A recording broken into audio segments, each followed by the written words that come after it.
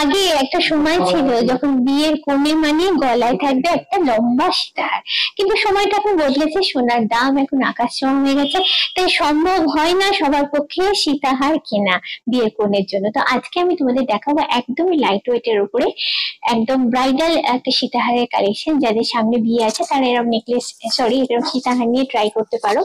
আচ্ছা, এটা হচ্ছে লকেটের পোর্শনটা যথেষ্ট সুন্দর। তারপরে দেখো সাইডের পার্ট গুলো তোমাদের দেখাবো, ছোট্ট ছোট্ট মোটিভকে জয়েন করে সাইডের পার্ট গুলো বানানো হয়েছে।